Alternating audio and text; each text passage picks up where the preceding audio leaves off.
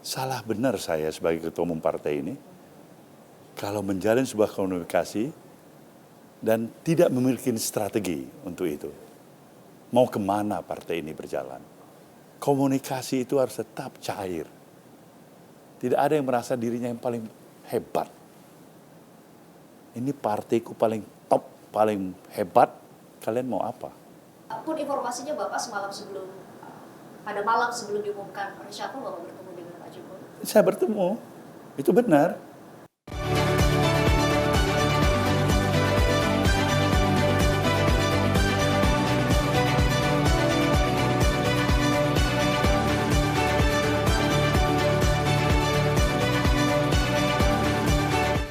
Pak Surya, terima kasih kesempatannya untuk TVRI. Kami ikuti pidato Bapak pembukaan maupun penutupan yang luar biasa semalam gitu ya. Ada banyak hal tapi yang mau saya tanyakan, termasuk pasti nomor satu, Bapak sudah bisa tebak pertanyaan saya apa?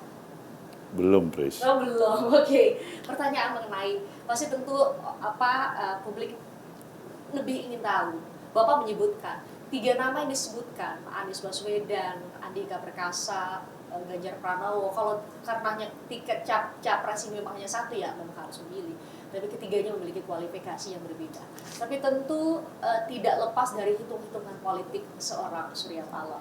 Bapak tentu punya hitung-hitungan politik kenapa kemudian suara ini yang kemudian 3 nama ini akan dipertimbangkan untuk menjadi satu nama dari mereka yang dicalonkan atau disebutkan, direkomendasikan oleh DPW.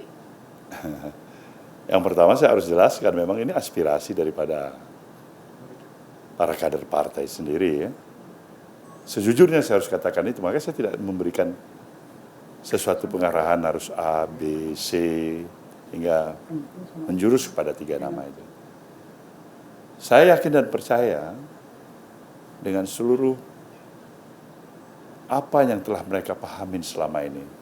Dari arti keberadaan mereka sebagai kader partai Nasdem, mereka pasti mempunyai suatu pemahaman yang tidak berbeda dengan apa yang saya miliki. Ini cukup membesarkan hati.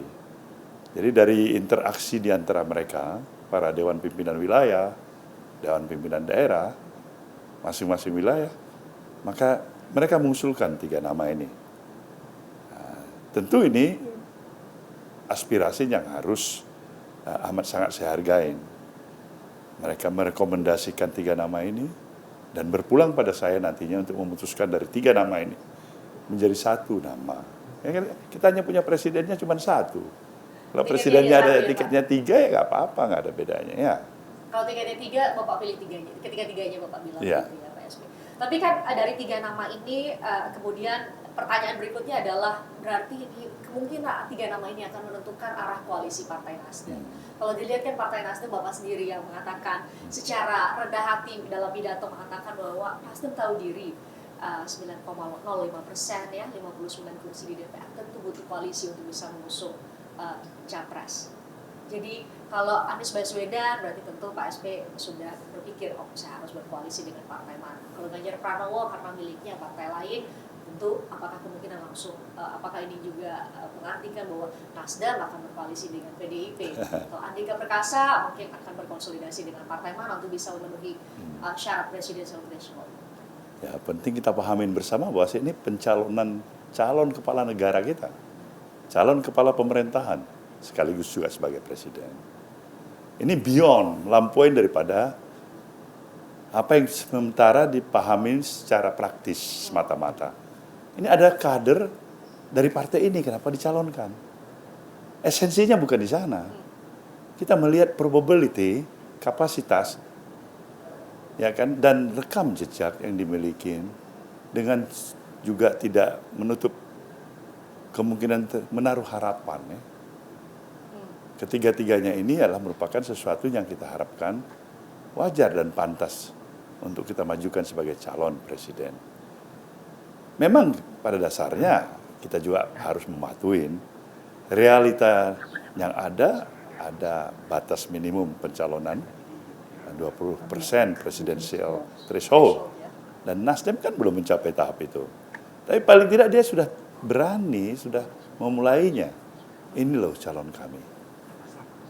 Pasti ada proses lobby, penjajakan, ya, untuk melihat sejauh mana dari ketiga calon ini yang amat sangat juga dimungkinkan untuk mencapaikan satu kesepakatan penyempurnaan terhadap kekurangan yang menjadi sebuah tiket untuk memenuhi kebutuhan presidensial threshold. Tapi Nasdem sendiri di bawah kepemimpinan PSP menempatkan sebagai partai yang agile, yang praktis, bisa berkoalisi dengan siapapun, membuka diri berkoalisi dengan partai manapun. Nggak ada handicap bagi Nasdem. Kenapa? Nasdem mempunyai keyakinan tidak ada satupun institusi partai politik yang sebenarnya mempunyai niat yang salah, yang tidak tepat dalam pemahaman, akan menimbulkan sesuatu yang mungkin tidak membesarkan hati kita untuk membangun negeri ini. Saya berkeyakinan semua punya keinginan yang sama pada dasarnya. Indonesia harus kita bangun bersama. Nah, dengan perspektif cara berpikir seperti ini, dan itu benar-benar sungguh-sungguh kita tawarkan political gagasan ini dengan apa yang kita pahamin. Bisa saja kita salah, tapi niat baik itu sendiri sudah satu modal yang baik, ya. Nah, ini tiga kandidat ini kita coba barangkali, yang pasti kita tahu tidak mungkin tiga-tiganya. Maka kita mencari tentu penjajakan segera dalam waktu yang tidak terlalu lama, ya kan, untuk mulai melihat sejauh mana kesepakatan yang bisa kita capai. Dalam pidato di Rakernas, Bapak menyebut ketiganya punya kualifikasi yang sama. Saya menyebutkan nama ini tidak berdasarkan urutan, Bapak menegaskan itu. Jadi mereka punya kualifikasi yang berbeda. Tentu publik ingin tahu, mendengar langsung dari Pak SB. Kalau menilai Anies Baswedan, kita coba satu-satu ya Pak. Anies Baswedan, menurut Surya Paloh, seorang Surya Paloh, Anies Baswedan itu apa? Yang pertama, dia anak muda di mata saya. Kurun waktu dibandingkan dengan apa yang saya miliki hari ini, bedanya relatif cukup jauh. Dia barangkali 50 sekian tahun saja itu. Ya kan? Begitu juga dengan Andika Prakasa. Dia masih Panglima TNI. Usia juga muda masih. Belum tahapan masih ke masa pengisian yang 58 tahun. Berarti dia hari ini belum mencapai genap usia 58 tahun.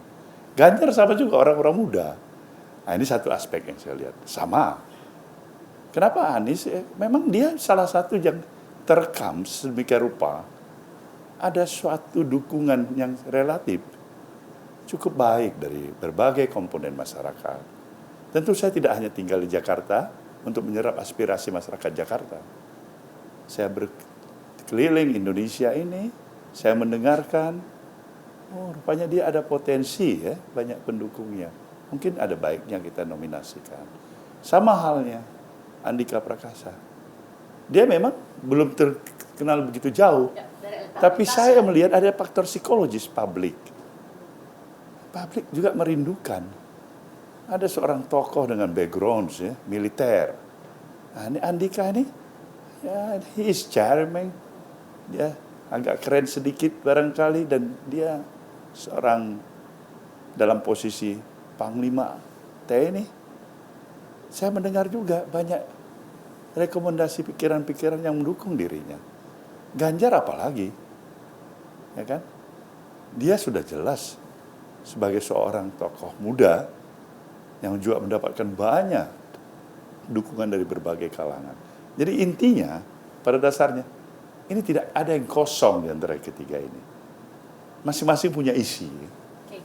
Di mata Pak Surya, apa masalah bangsa yang harus berhasil dihadapi oleh pemimpin kita masa depan 2024 hasil pemilu 2024 yang membuat Bapak kemudian punya dasar menyebut bahwa 3 nama ini qualified untuk menjadi presiden di 2024?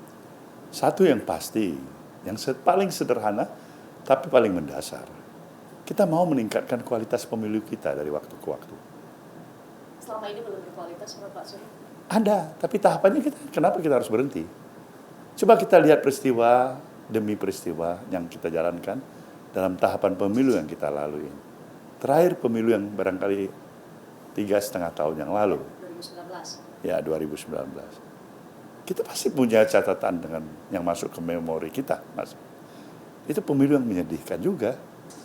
Ada suka atau tidak suka, ada pembelahan di sana. Yang pro dan kontra itu dengan penajaman yang sebetulnya amat merugikan semangat persatuan kita sebagai satu anak bangsa yang sama. Jadi blocking yang cukup keras. Aku dan kamu. Aku tidak suka dan kamu harus tahu itu. Bukan ini yang harus kita kedepankan. Saya berharap pada pemilu 2024 yang akan datang, semuanya mempunyai tekad. Sebenarnya kita punya hak masing-masing untuk memajukan, mencalonkan kandidat kita. Tapi tentu dukungan itu tidaklah dengan menutup mata dan logika akal yang sehat. Ada di sana juga responsibility. Ada terasa tanggung jawab. Menjaga NKRI. Ya, bagaimana kita menjaga etik dan etika. Bahwasanya berkompetisi itu hak kita semuanya. Tapi bisa kita lakukan bukan hanya sekedar untuk saling menjatuhkan. Kenapa kita coba tingkatkan kualitasnya? Bisa berkompetisi secara harmoni. Mendengar narasi Pak SP hari ini, apakah bisa dipastikan bahwa Nasdem nanti capres siapapun dari 3 nama yang bakal diusung oleh Nasdem salah satunya, itu tidak akan menggunakan politik identitas sebagai strategi untuk memenangkan Pilpres 2024? Bagi Nasdem, kita memahami benar, adalah hak semua orang untuk mengedepankan identitasnya. Karena terminologi identitas itu apa sih? Politik identitas apa sih? Nah, tetapi political identitas yang kita mau pahamin dan mau tawarkan, ya, tidak mengurangi penghormatan kita pada konsepsi gagasan politik kebangsaan kita. Ideologi yang harus kita hargai, semangat persatuan, semangat pluralisme yang harus kita kedepankan. Nah, kalau ini terjaga, dia datang dari latar belakang apapun dengan identitasnya, tidak ada problem apa-apa. Nah, ini kewajiban kita bersama. Tetapi Nasdem harus bertekad. Pesan-pesan moral ini tidak hanya berhenti pada retorika. Nah, itu jadi pertanyaan publik, Ya, Pak. kan? Ya, pesan moral harus kita laksanakan. Sejauh apa kemampuan dan kekuatan yang dimiliki oleh Nasdem, ini pertarungan bagi Nasdem. Nggak ada artinya kita mencalonkan seorang dengan memaksakan ini, tapi berakibat kepada sesuatu yang tidak kita harapkan. Publik dan kami mencatat itu, Pak. Semoga Pilpres 2024 Nasdem menjadi salah satu dari semua partai kami harapkan yang bisa menjaga etika politik yang Bapak sebutkan tadi. Benar sekali. Menggunakan politik identitas yang pada akhirnya kemudian terjadi polarisasi yang hingga saat ini tidak ada rekonsiliasi di masyarakat kita. Saya mau ke nama lain yang sebenarnya sudah datang ke sini dan menurut para analis politik sebenarnya yang paling potensial akan berkoalisi dengan Nasdem menurut hitung-hitungan para analis politik, yaitu Ketua Umum Gerindra Prabowo Subianto tidak masuk dalam 3 nama. Lalu sudah datang ke Nasdem Tower. Ya, tidak mengurangi rasa respect saya dan hormat saya pada kawan saya Prabowo, kami sebagai kawan yang cukup lama. Tapi beliau ketua umum partai Gerindra, ya kan, punya jumlah kursi lebih banyak Nasdem, ya? daripada Nasdem. Saya punya keyakinan dan kepercayaan beliau Prabowo, dia mampu menyelesaikan apa sebenarnya yang dia butuhkan. Justru saya melihat barangkali beberapa kandidat yang memungkinkan Prabowo bisa mengambil keputusannya langsung, ya kan? Kalau 2 kandidat yang lain belum tentu. Karena Pak Prabowo punya kendaraan politik. Dia punya kendaraan politik. Itu masalahnya. Tapi apakah 3 nama itu kemudian mengunci potensi koalisi, kemungkinan koalisi Nasdem dengan Gerindra? Enggak. Kenapa kita harus saling mengunci? Setiap any second. Saya pernah nyatakan ya, dari gelas ke bibir, kalau kita pinjam filosofis pepatah Inggris kuno, anything can happen, semuanya bisa terjadi. Jadi perubahan itu bisa setiap saat. Kita boleh merencanakan apa yang kita pahamin, apa yang kita anggap inilah yang terbaik saat ini. Tapi belum tentu nanti pelaksanaannya seperti ini. Ada satu proses dari tahapan demi tahapan yang akan kita lalui. Disinilah diperlukan, saya katakan tadi, konsistensi spirit semangat kita. Apa yang mau saya kedepankan? Nasdem amat merindukan dan berupaya mendorong pemikiran-pemikiran yang memiliki kesamaan bangsa ini memerlukan kita semuanya untuk bersatu. Itu kemungkinan dengan Gerindra. Kemungkinan dengan Koalisi Indonesia Bersatu? Bisa aja. Kenapa nggak bisa juga? Yang tidak mungkin kita berkoalisi dengan Partai UMNO, walaupun Pak Mahathir ada di sini. Karena dia nggak ada di Indonesia. Bukan peserta pemilu, itu tidak mungkin. Tidak bisa sama peserta pemilu. Kenapa tidak? Akan banyak nanti pikiran-pikiran yang saling melengkapi, ya kan? Dan itu perlu kita lakukan. Karena apa? Karena kita tidak bisa hanya kita yang mau dan mampu menyelesaikan persoalan bangsa ini. Kita butuh persatuan. Maka saya berharap di dalam perspektif seperti ini, komunikasi itu harus tetap cair. Tidak ada yang merasa dirinya yang paling hebat. Ini partaiku paling top, paling hebat. Kalian mau apa? Ini narasi semalam, saya ingat betul semalam dalam pidato Bapak di Rakernas. Siapa yang Bapak maksud? Kita semua. Termasuk Nasdem. Ini kita membangun autokritik. Kita mau mengatur negara yang maju, gagah, ya kan, hebat. Dasar utama yang harus kita miliki adalah based on filosofis kita. Yang sesuai juga dengan keinginan kita. Kita bangun karakter kita. Ini kita butuh. Negeri ini butuh sekali sikap dan keteladanan, ya. Dan itu harus kita mulai dengan membangun autokritik. Berani mentertawakan diri sendiri dengan kebodohan-kebodohan yang ada pada diri sendiri. Tidak semata-mata kita yang paling hebat dan orang lain semua bodoh. Kapan kita mau maju? Pak, banyak juga analis beberapa jam setelah pidato Pak Surya, banyak analis yang kemudian mengeluarkan pendapatnya. Dari 3 nama itu, paling sulit adalah Ganjar Pranowo karena membutuhkan komunikasi yang baik antara Pak Surya dengan Bu Mega sebagai ketua umum PDIP, karena bagaimanapun Ganjar Pranowo adalah kader PDIP. Banyak juga yang mempersepsikan, mungkin Pak Surya juga menangkap persepsi itu di publik, bahwa hubungan Pak Surya dengan Bu Mega tidak begitu baik atau tidak baik-baik saja saat ini. Jawaban Pak Surya? Sebetulnya kalau urusan Mas Ganjar, dalam pemahaman saya menghargai betul arti keberadaannya di dalam keluarga besar PDIP. Saya menawarkan kepada publik, ya, dalam arti kata Nasdem, ini hebat, salah satu yang hebat. Karena kita berkepentingan melampaui beyond kepentingan partai. Itu dulu perspektifnya. Jadi nggak ada problem kader yang ada di tempat A, B, C. Kalau kita melihat itu qualified, why not the best? Itu yang kita cari. Mengenai hubungan saya sama Mbak Mega, seingat saya dari pihak saya, baru saya yakini, saya tidak berubah itu. Kami berkenalan puluhan tahun. Bahkan sebelum masa-masa Orde Baru. Dan tidak ada yang menyulitkan komunikasi politik antara Nasdem dengan PDIP? Sejauh ini memang terjaga. Hari ini dan nanti? Ya, cuma saya katakan, saya berupaya sedemikian rupa, modal dasar persahabatan yang ada untuk tidak tercederain. Ya kan? Lebih daripada itu, saya nggak. Itu bukan lagi pilihan-pilihan saya. Saya mengerti jawaban Ya. Pak Surya. Pak Surya katakan dari pihak Pak Surya gitu ya, komunikasi itu baik karena kan tentu koalisi begitu ditentukan oleh komunikasi politik para termasuk Pak Surya, itu yang menjadi konteks pertanyaan saya.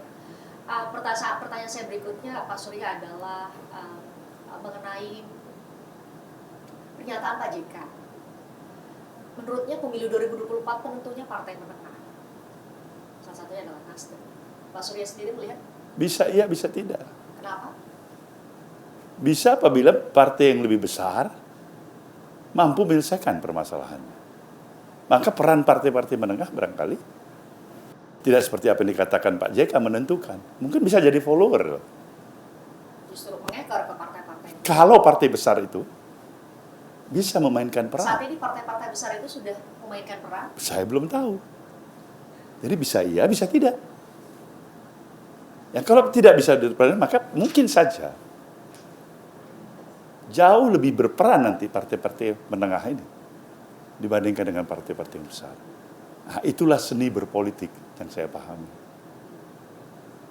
Saat ini dilakukan Pak SP adalah bagian dari seni itu atau bagian dari penangkap peluang partai menengah seperti Nasdem bisa mengambil peran besar di pemilu 2024, karena kalau kita ingat Nasdem juga yang paling lebih dulu ya mendeklarasikan Pak Jokowi ketika itu ya sebagai bakal capres. Ini menjadi bagian dari strategi Nasdem menjadi partai pertama yang mengumumkan setidaknya 3 nama yang bakal menjadi capres. Sejujurnya ya, salah benar saya sebagai ketua umum partai ini kalau menjalin sebuah komunikasi dan tidak memiliki strategi untuk itu. Mau kemana partai ini berjalan? Salah sekali kaptennya. Ya pastilah. Ya. Tapi semuanya itu saya katakan dalam kemasan yang diniatkan untuk kebajikan. Jadi strategi yang baik atau niat yang baik, dia harus juga didukung oleh strategi yang baik. Dua-duanya. Pak Surya, saya mau bertanya soal hal personal ini. Pak Surya tentu sudah mendengar Pak Surya Paloh, Megawati, SBY, Prabowo adalah kingmaker untuk pemilu 2024. Pak Surya sendiri mendefinisikan kingmaker itu dan melihat diri Bapak menjadi bagian atau menjadi orang yang disebut sebagai kingmaker itu seperti apa? Saya tidak pernah menjudgment pikiran-pikiran seperti itu, bahwasanya itu benar atau tidak. Yang saya tahu, saya menjalankan misi dan tugas saya dalam kapasitas sebagai ketua umum partai ini. Dan saya harus mengenal kemampuan yang amat terbatas ini untuk bisa memberikan daya efek yang lebih baik. Ketika saya disebut sebagai kingmaker atau tidak, saya nggak ada urusan dengan itu. Sudah baik orang menyatakan yang baik itu saya mengapresiasi. Yang nggak baik pun saya harus terima. Itu prinsip yang dasar. Jadi itu bukan lagi saya butuhkan sebagai simbol ya. Yang membutuhkan crown harus berada di kepala saya. Whoever, whatever, I am I. Saya adalah saya. Tapi saya bertekad menawarkan political gagasan yang ada, yang saya pahami ini. Jauh lebih penting untuk bisa memberikan kontribusi yang bernilai baik bagi kelanjutan proses pembangunan bangsa ini. Saya mau beri konteks pertanyaan penutup saya dengan tadi Pak, komunikasi politik yang cair yang antara para elit. Karena tentu rakyat kami dalam posisi menunggu para elit berkomunikasi dengan baik dan seperti narasi Pak Surya. Pak Surya mau memberikan pilihan yang terbaik kepada rakyat di pemilu 2024. Ada juga yang menyebut Pak Surya sekarang agak renggang dengan Pak Jokowi karena kemungkinan Pak Jokowi akan lebih memilih Ganjar atau berlainan pilihannya dengan Pak Surya di Pilpres 2024. Ada yang mengatakan demikian meskipun tidak bisa dibuktikan oleh publik kebenarannya. Tapi saya mau minta tanggapan Pak Surya, termasuk dengan reshuffle yang terjadi beberapa waktu lalu. Benar ada kesepakatan antara Pak Jokowi dengan Pak Surya untuk tidak mengganti menteri-menteri dari Nasdem dengan hal lain yang mungkin belum diketahui oleh publik? Saya berkomunikasi dan saya tidak pernah utarakan permintaan saya. Saya tidak mau menteri harus diganti, tidak ada. Karena saya harus konsisten dalam pemahaman saya. Itu hak prerogatif beliau. Tapi kalau berbicara masalah yang lebih luas, pikiran-pikiran yang berkembang, kita punya banyak kesamaan visi. Saya berbesar hati bahwasanya Indonesia dipimpin oleh seorang Jokowi. Tapi mencari orang yang sempurna, dari mulai kakek, nenek, moyang kita, dan anak cucu kita ke depan, that's never happen. Alangkah baiknya ketika kekurangan-kekurangan itu, dengan kelebihan yang kita miliki, ya bisa kita kurangin. Sebaliknya kita juga punya kekurangan yang banyak, yang mungkin mendapatkan feeding yang baik juga dari para sahabat. Nah, itulah komunikasi yang berjalan. Tapi saya punya pride juga. Kan malu saya. Janganlah ganti menteri saya. Emangnya apa? Jadi Bapak tidak melakukan itu? For what untuk saya? Pun informasinya Bapak pada malam sebelum diumumkan reshuffle, Bapak bertemu dengan Pak Jokowi? Saya bertemu. Itu benar. Tapi saya lebih berbicara kan mengenai masalah-masalah yang lain. Ya. Saya tetap harus berupaya agar standing order saya ini tetap terjaga. Begitu saya minta, Pak, boleh nggak saya minta, janganlah tukar menteri ini. Kan rusak ini. Saya udah nggak pantas. Seorang Surya Paloh tidak pernah melakukan itu? Saya pikir jangan, kalau bisa. Saya tidak menjamin hari esok. Tapi hari ini dan ke belakang, never happen. Kita saling menghargai, kita saling memberikan rasa respect and trust. Kalau itu ya. Jadi ketika ditanya, Presiden sudah saya jawab. Saya punya kebanggaan masih. Seorang Jokowi memimpin bangsa. Beliau masih punya masa sisa tugas menjelang 2 tahun ke depan ini. Kalau ini bisa didukung, diberikan katakanlah dengan berbagai inisiatif atas dasar kesadaran untuk bersama-sama membangun negeri ini. Saya pikir itu bagus sekali. Pertanyaan terakhir Pak Surya. Dinamika politik menuju 2024 tentu terus bergulir, tapi tadi Bapak mengingatkan kami bahwa penyelenggara negara tetap harus berjalan dengan baik, dengan optimal, pun ada pesta demokrasi. Jangan sampai kemudian menggeser fokus. Saat ini Nasdem adalah bagian dari pendukung pemerintah. Apapun konstelasi politik nanti, apakah ada komitmen dari Nasdem untuk tetap mendukung pemerintahan Presiden Jokowi gitu ya, 2024 hingga selesai, hingga semua program yang dijanjikan bisa diwujudkan? Oh iya, sepanjang rasionalitas tetap terjaga. Bagaimana saya harus dukung kalau rasionalitasnya kita tinggalkan? Saat ini masih rasional? Rasional sekali. Ya, ada kekurangan kanan dan kiri menurut saya. Itu wajar-wajar saja. Itulah yang selalu saya ingatkan, tamparan seorang sahabat jauh lebih harus kita hargai dari ciuman seorang pengkhianat. Saya menganut aliran ini. Saya tawarkan semangat persahabatan to anybody. Termasuk pada Pak Jokowi. Iya. Baik. Terima kasih Pak Surya waktunya untuk Forum Presiden TVRI. Sehat selalu, kami pasti menanti bagaimana tadi ya komitmen dari Nasdem untuk menjaga bingkai NKRI, untuk tetap mengedepankan politik gagasan dan menolak politik identitas. Capres kami berharap juga Bapak menjadi satu. Bapak meskipun bilang apa definisi kingmaker, Bapak masih mempertanyakan itu, tapi setidaknya kami berharap kami diberi pilihan yang terbaik untuk menjadi pemimpin untuk masa depan. Terima kasih Pak Surya, sehat selalu. Terima kasih.